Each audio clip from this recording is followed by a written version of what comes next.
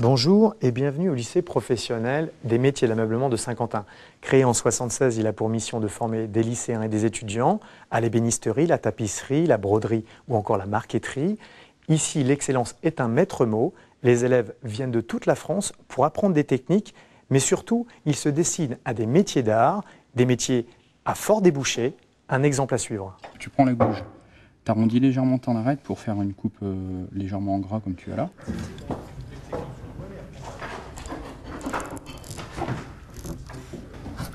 Tout en retenue, les gestes des élèves en cours de CAP sculpture sont précis. Ils doivent ciseler leurs pièces de bois pour donner forme à la matière, une matière qu'ils aiment passionnément et pour cause. C'est une matière noble déjà, puis bon, il faut quand même de la concentration, c'est quand même un effort physique quand même, et puis c'est quand même un aboutissement quand même. C'est un métier d'art, quoi. La sculpture quand même. On fait quand même des choses qui sont uniques. David était ouvrier chez Continental et a choisi le lycée de Saint-Quentin pour sa reconversion.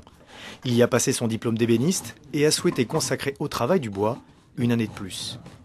Comme lui, tous les élèves après le CAP ont été sélectionnés sur dossier. Ils sont ici pour la réputation de l'établissement et les débouchés assurés à la sortie.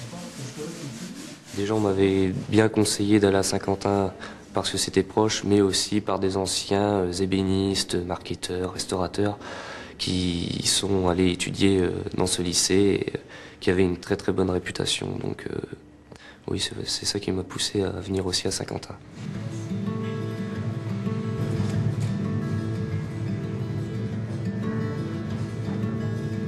L'art ébéniste remonte à la Renaissance. On commence à recouvrir les meubles bruts d'une marqueterie en essence d'arbres rares, bois de rose, palissandre, ébène de Macassar.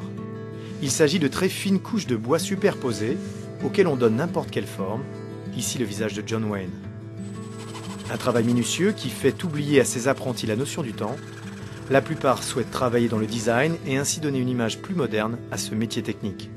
Je sais qu'il y aura toujours des gens pour dire en professionnel c'est les refoulés, mais pas du tout, parce qu'il y a vraiment des élèves très intelligents qui arrivent à arriver vraiment à un travail d'excellence. Une excellence qui se retrouve aussi dans les moyens mis à la disposition des élèves. Ici, dans l'atelier de broderie unique en France, une poignée d'étudiants travaillent sur une machine à plus de 150 000 €. Fini la broderie manuelle de grand-maman, on est désormais dans le high-tech. Et ces moyens associés à un enseignement sur mesure attirent depuis plus de 30 ans des apprentis de toute la France. 70% d'entre eux sont d'ailleurs internes. Plus qu'une contrainte, cela devient un gage de réussite. Alors, les élèves à l'internat sont des élèves qui s'entraident, qui, en règle générale, me demandent toujours un temps supplémentaire pour travailler le soir, qui veulent aussi aller travailler plus tôt parfois dans les ateliers le matin, qui prennent peu ou pas de récréation, réellement motivés. D'où des résultats, je dirais, très honorables. Ces résultats ont donc permis au lycée de se forger une réputation nationale d'exception. Ce succès, il le doit à sa section d'ébénisterie. Il y a 30 ans, Laurent Schwab venait du Nord pour passer son concours d'entrée. À l'époque, 15 jeunes sur 100 étaient pris et l'entrée en CAP était un honneur. Devenu enseignant, il perpétue cette exigence de qualité. On ne leur transmet pas que l'ébénisterie, on leur transmet un savoir-faire aussi, un savoir-être qui est compatible avec la menuiserie, avec l'agencement, avec tout corps de métier manuel. Donc ils peuvent facilement retomber dans différents corps de métier, il n'y a pas de souci. Des soucis constants, on n'en a aucun pour son avenir. Il prépare son diplôme de métier d'art, l'équivalent d'un BTS, mais seule une quinzaine le passe chaque année dans tout le nord de la France.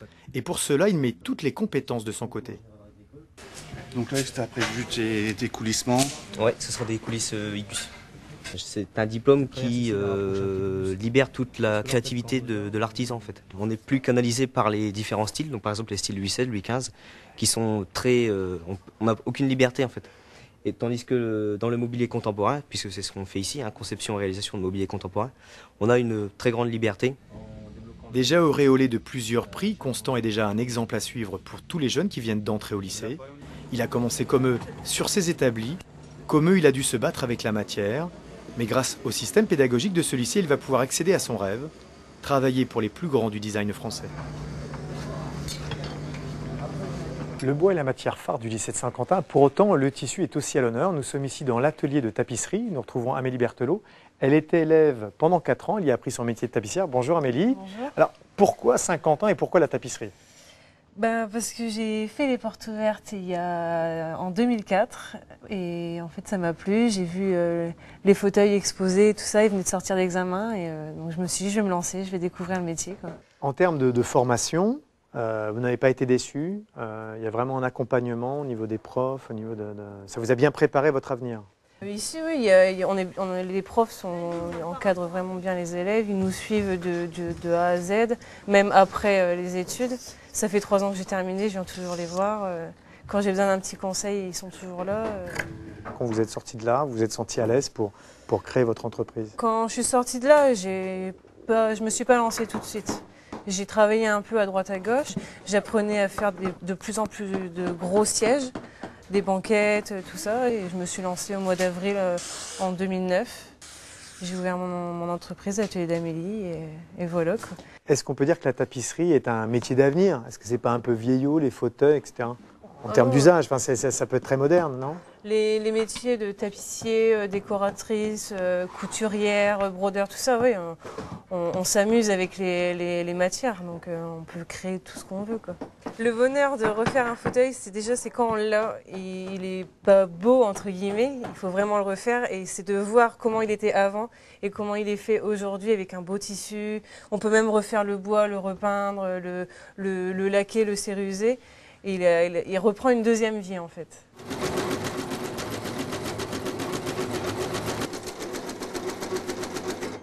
Tous les ans en février, le lycée ouvre ses portes au public pour montrer son savoir-faire et les créations de ses élèves. Vous pouvez en acquérir certaines.